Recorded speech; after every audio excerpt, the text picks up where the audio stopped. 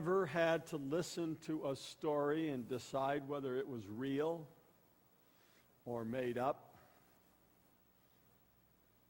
Maybe it was your teenage child explaining what happened the night before. Or maybe it was a fishing story.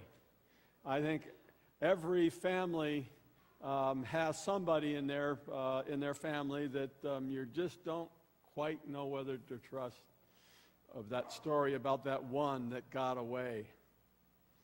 Or maybe it was a story of why I was late. And we can have some pretty incredible stories possibly to make up, explaining why we were late. And we have to decide, was this true or is this made up? And then, of course, we always have these emails that float around all over the place. This one, shocking, mysterious, 4-meter-long sea monster found washed up dead on the beach as it baffles the experts. Thank goodness we have Snopes.com to help us sort out some of these issues. And obviously this was not a true story, but rather a clever use of Photoshop to pass around a story on the internet. But we do have Snopes today, but our Galatians, they did not have Snopes to help them sort through some of these stories. And they were hearing different stories, and they weren't quite sure what to believe. So Paul tries to help them out a little bit. Now realize this church in Galatia is a church that Paul had started himself, and when he had started this church, he preached to them the good news of the gospel of Jesus Christ. And we know, of course, that gospel message is the idea that Jesus, who was God, became flesh. And when he became flesh, he came down and he died on the cross, that one and all-time sacrifice to God for the sins of all people in the world. And that those who believe what Jesus has done for us on the cross, and they put their faith and their trust in him, will be forgiven their sins. And that in their newfound perfection will be able then to go to heaven.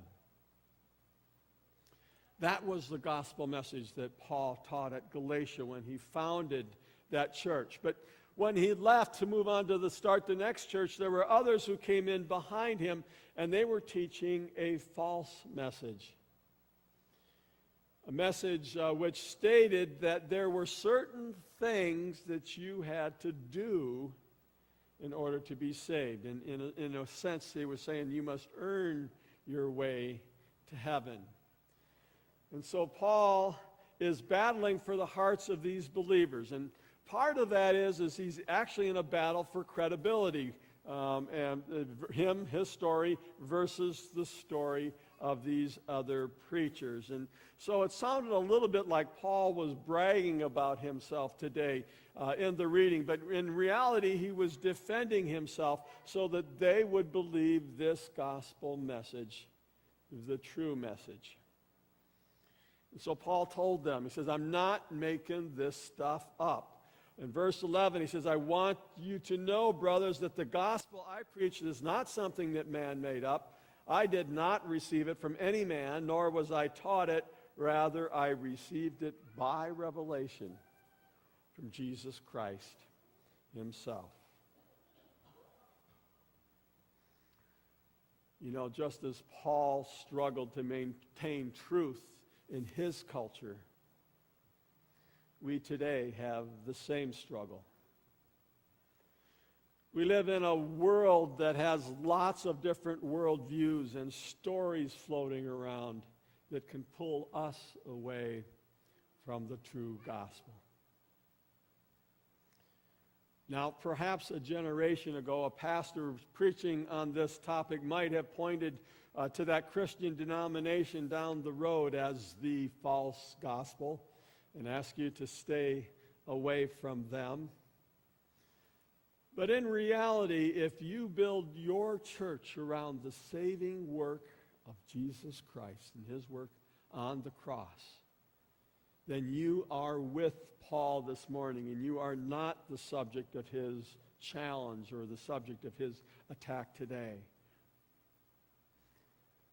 Rather, Paul is working against the idea that you can earn your salvation. And so, if Paul's point were made today, it might mean something like explaining why you believe in Jesus rather than in Buddha or Muhammad or Confucius. Because in our modern day Galatia today, you will hear many stories and many ideas, but they cannot all be true. The rest are made up. I think this morning it might help us to understand what some of these other stories might look like. So let's take a look. We're going to start out with Hinduism. And I had a seminary professor who was from India, and so he understood Hinduism, and he said this about it. It says, it leaves out hardly anything that could go into a definition of religion. It offers everything to everyone who embraces it: mystery, morality, self-confidence, and yes, even divine grace. Hinduism regards Dharma as eternal. Dharma is their law or their duty, and this Hindu way of life they view is eternal, that it always existed, and this law is expressed in a book called Vedas, and this is the oldest and most important of the Hindu writings.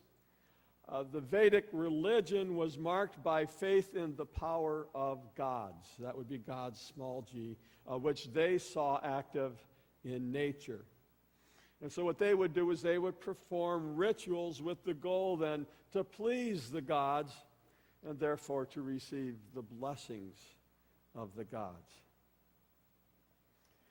Now, Hindus understand human beings to live in a state of illusion.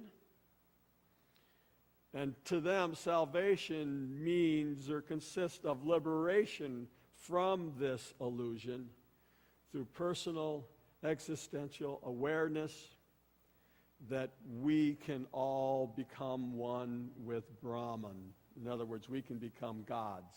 We can become one with God, or in essence, the idea that we are God ourselves. And they also believe in reincarnation. Now, ultimately, the goal is to break through this illusion and realize that we are all one with God. But when you don't reach that point, then you will go through this cycle of reincarnation, where a cycle of birth, life, death, and the rebirth of the soul, depending upon how one lives in your life. You may be born in a higher or a lower form of existence. And this is your existence that you will continue to go over and over again until finally you reach that liberation point and realize that you can be one with God, that in essence you are God. And of course it is the practice of yoga and meditation which helps this liberation process. That's Hinduism. We can also take a look at Buddhism. Buddhism has been described as a very pragmatic religion. It's very practical. It does not indulge in speculation of a first cause or of a God or a being that is behind the creation. There is no theology or no worship of a deity or deification of Buddha himself. But Buddhism takes a straightforward look at our human condition. And everything that Buddha taught was based on his own observations of the way things are.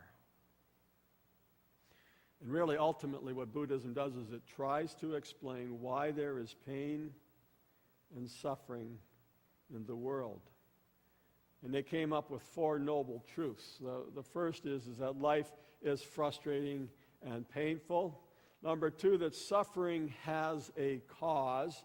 And the cause of our suffering is us. It's our ambition.